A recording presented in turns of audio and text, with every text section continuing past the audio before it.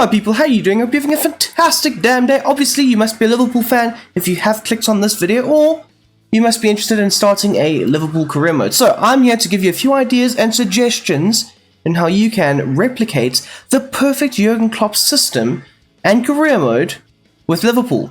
Now, obviously, starting career mode, you do have your formation choices and whatnot, but I will say this, on the channel, we have gone ahead and created 2 of Liverpool's systems, and I will link them at the end of this video. So, obviously, having a realistic system with a realistic career mode, it goes hand in hand. Now, the personnel that goes with that is also very important. So we will get to the transfer targets that I have gone ahead and put on the transfer list, but for now, we're going to go through the squad. And to be honest with you guys, there's not much missing from a very good squad. I mean, they're currently second in the Premier League, 1 or 2 points off of Arsenal, I think. But yeah, they've got a very good set of left backs, and Robertson, who is currently out, and Tsimikas, who is doing a very good job in filling in that role. But their centre-back area is somewhat short. Obviously, they've lost Joel Matip for the season. I think it's an ACL injury. The likes of Van Dijk and Konate, they have their injury issues. I know Van Dijk is slightly better off than Konate, but Joey Gomez, I don't think he's a good enough backup or replacement centre-back. So obviously, looking for a target in that area of the field is going to be quite essential for this team moving forward. Of course, the likes of Virgil van Dijk, he's 31, turning 32. So, you know, he's getting up there in age. You need to find a suitable replacement for him, especially on that left-hand side. So, think about it. We'll get to those targets soon enough. And another thing, Joe Gomez, I would suggest converting him into a right-back. I think that's more or less his natural position. I mean, I know he is tall, physical, strong, and can do a very good job in the central areas of the pitch, but I also think that him bombing down the flanks, supplying in those cutback opportunities, those crosses, I think that's a better role for him going forward, whether it's a backup right back or potentially even a starting right back, depending on how you view Trent Alexander-Arnold. Of course, as an inverted fullback, as a midfielder, as a normal fullback, it depends on how you view Trent, because obviously you want to try and construct this team around your future superstar, which is Trent Alexander-Arnold. But yes, obviously centre-back area, it's quite weak at the moment, and it's something that you should definitely look to try and target. I mean, you've got Jarell Quansah, who's also fairly decent, 20 years of age, 66 overall, not too bad. Maybe I would suggest loaning him out in the first season, and then having him develop like that. But obviously we've got Trent here. Now, a lot of this does hinge on where you play him going forward. So, of course, you can obviously go into the development plan, make him into a CDM or a midfielder, and then you have that right back spot open.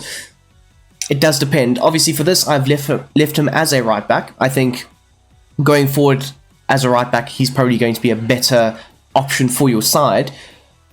But alternatively, you can get quite spicy with your career mode, and I don't think it's unrealistic that Klopp will eventually move him into that central area of the pitch. So, I mean, we have seen that countless times. I mean, we saw against Manchester United, Klopp went with a 4-2-4, and Trent was in the midfield, putting the strings, playing those passes, doing a very good job. So, like I say, I don't think you can go wrong whether you keep him as a right back or move him into the central areas of the pitch. But moving on, obviously you are short in the right back area, so I would suggest potentially scouting 1 or 2. And then we get to the next massive area that is severely lacking. The fact that Liverpool have done so well to this point in the season, with major glaring errors in their team, it's a true testament to how good Jurgen Klopp has been. With the only real recognized DM being Endo. And to be honest, he hasn't played that many games. I mean, there's been makeshift midfields of Harvey Elliott, Curtis Jones, and McAllister, and so on. Obviously, McAllister is now injured. But Endo is the only real recognized DM in the side. So, again, another transfer area to try and target the CDM position. But again, moving on though, of course, we've got Bajcetic, who is also coming back from a massive injury from last season. He's obviously very young, 18 years of age, 72 overall.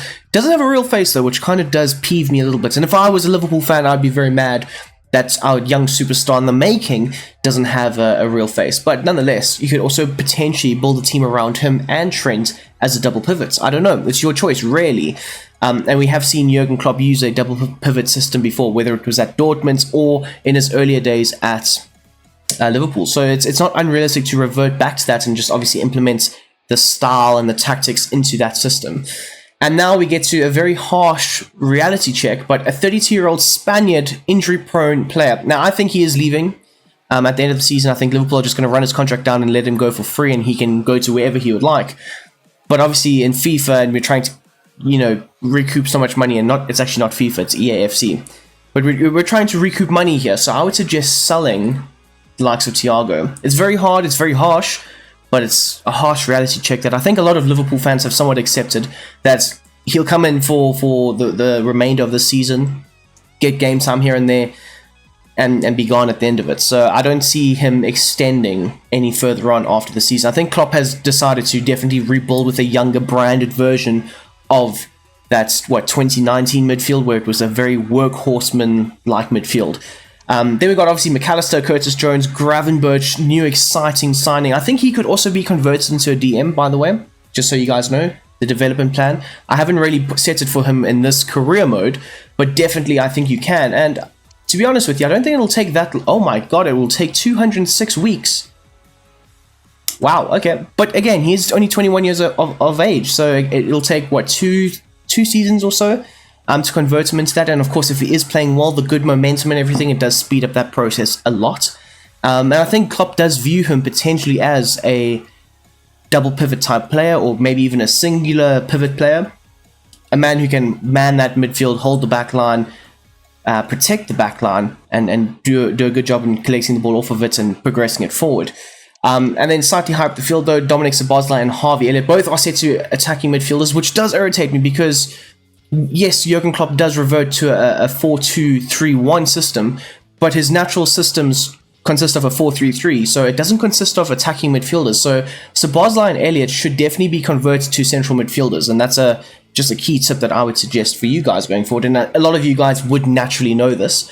But then moving on to the likes of Diaz, Salah, I think they're really good, and of course there have been those rumors that Salah's linked with a Saudi move and so on, but I would definitely try and keep him. I mean, he is 31, he's not that old, he's the same age as Van Dijk. Continue to build a team around him for the first 2 seasons. Maybe the likes of Ben Doak, you build him up a bit more. He's only 17, the Scottish international. Build a team up around Salah for now, and then build the likes of Ben Doak, build his overall, make sure he gets loaned out to the appropriate teams, make sure that he can become that next superstar on the right wing. I know a lot of Liverpool fans love this kid. I've seen a little bit of him, and I think he's also pretty damn good. As for the likes of Jota, Gakpo, and Darwin Nunez, all taking up that centre forward role / left wing role in certain moments, but all of them can play in either of those positions. And I think it's quite solid up front. Although, I will say, with the transfer rumours that I've been looking at, maybe it's not so much. Okay, so starting off with some of the players. Now, the right backs, I will say, this is based off of just my assumptions and what I'm going off of, so don't take any of these right backs seriously. But I have put down a few here that I think could maybe do a good job for Trent. Obviously, this is in case you guys decide to play him more centrally in the midfield, whether it's a DM or a central midfielder.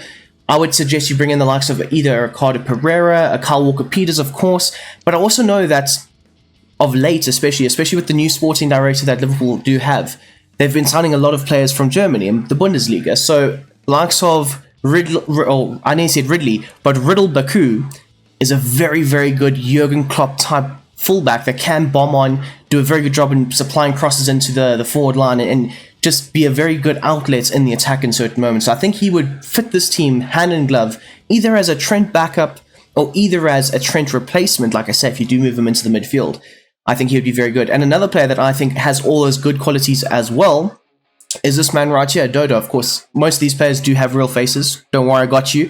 But I think, again, he is a slightly lesser overall, just like the likes of Kyle Walker-Peters. I think he's around a 77, but he does have a decent overall to get you around an 80. So I don't think you can go wrong with that. Moving on, though, to the centre-backs. Now, this is a man that I have seen linked with quite a few different rumours. The likes of Maxime Lacroix, or whatever, I don't know.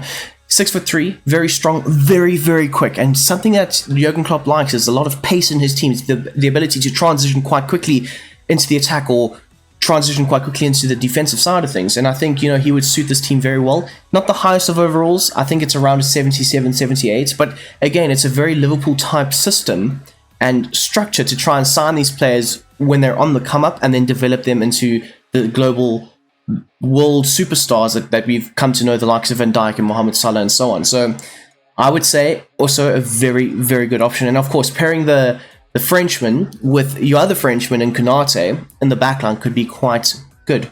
Another player, again, going back to the Bundesliga links, he's not actually linked with Liverpool in real life, from what I have been able to see, but I have seen that there were previous links with him and so on.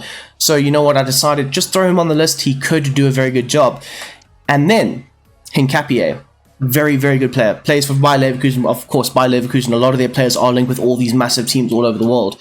But he is linked with Liverpool, and I think having a left-footed centre-back in the back line does balance it a bit more. Obviously taking over the role from Van Dijk. Maybe you could even shift Van Dijk over to the right-hand side and then drop Konate to the bench if you do bring in the likes of Hincapié. But I think that 21 years of age, does have a lot of room to grow, does have a very high overall, does have some really good play styles as well. The slide tackle, the block, and the jockey. He is also pretty damn fast. So again, it does fit into that Jurgen Klopp pace and space system that he does look to try and implement throughout the entirety of his team. Moving on though to the other glaring error in the midfield, of course the DM position. Linked with the move to Bayern Munich, it did fall through on deadline day, didn't end up happening. But Jurgen Klopp has somehow, some way, found a way to try and link Liverpool to Palhinha, and I think it might actually happen. And to be honest, if Liverpool sign Palhinha, I'm very scared. I am very, very scared. As a Man United fan, I am very, very scared because I think he is the missing piece to that midfield.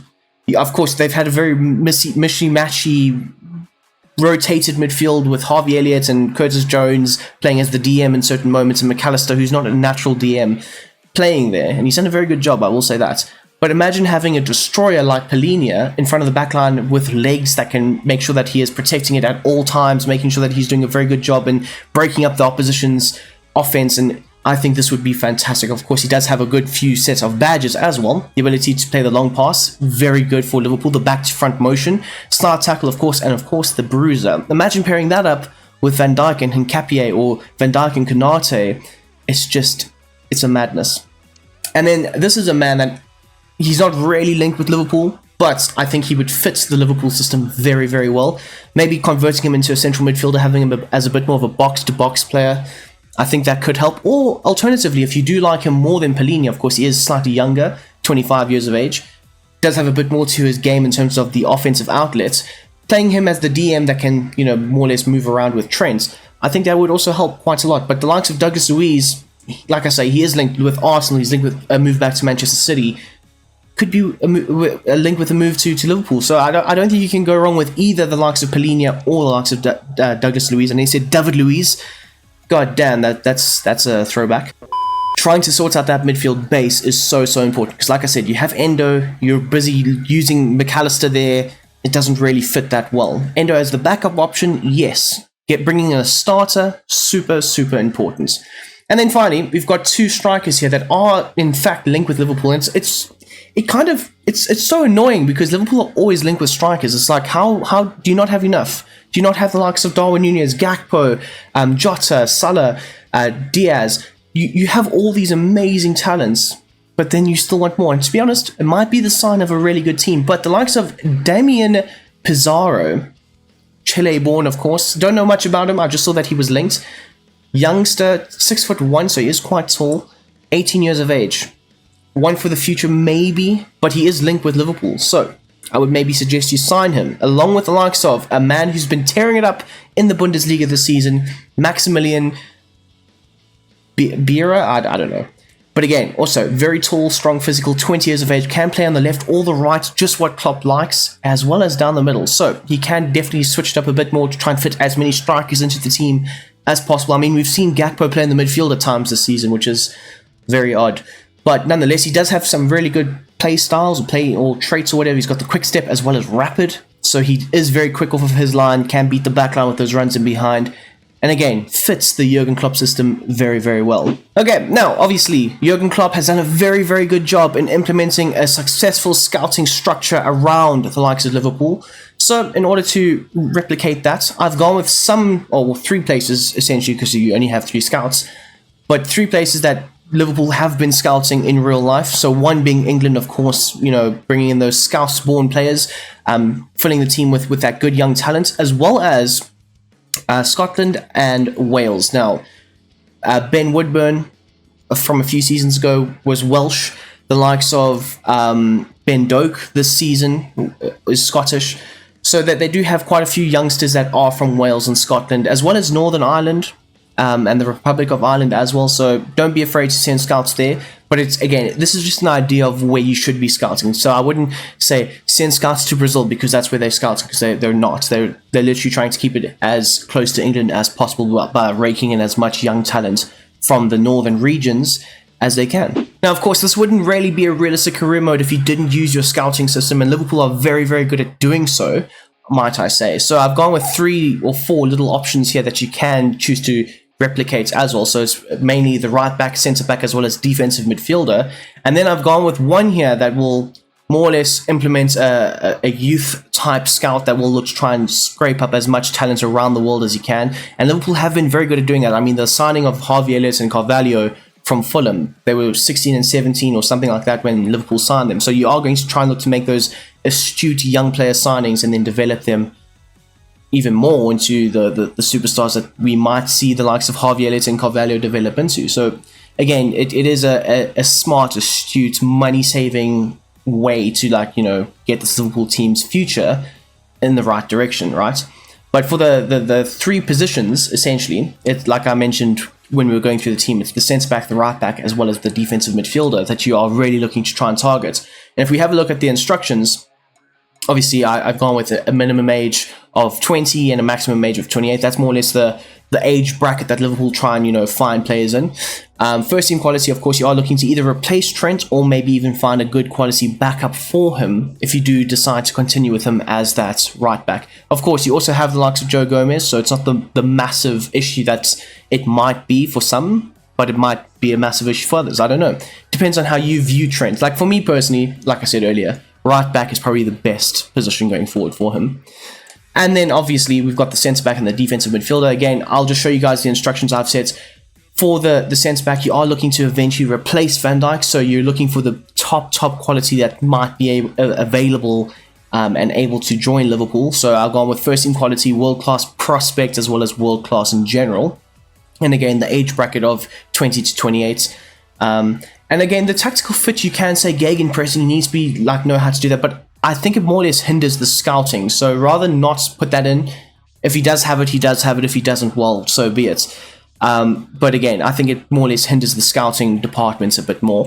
And then finally, for the defensive midfielder, I have gone with obviously the 22 to 30, so slightly older, but a bit more effective, because you do need a more ready-made now player for that position if you are looking to try and win league titles and whatnot. But again, first team quality, world-class, as well as world-class prospect, in case you do find 1 or 2 players that are slightly younger but can definitely fill the void for the time being. Now, because we've spoken about transfers, it's only right that we talk about the starting budget that you do get, which is 150 million.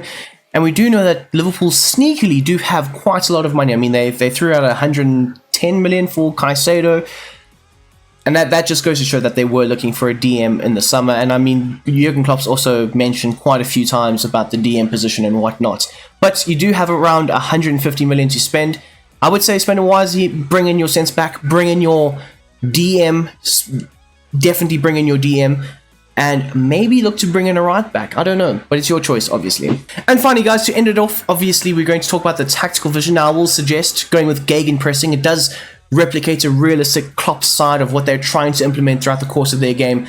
That lightning fast, rock and roll type football, that back to front, very quick transitions. That's more or less what you're trying to do. And gegenpressing does do that. So, you know, I would suggest you do that instead of the likes of tiki-taka and whatnot. But anyways, we are going to end things off right here, right now. If you do enjoy this video, please smash that like button. I know I have said I'm not going to be putting out videos on Mondays, so don't, get used to this.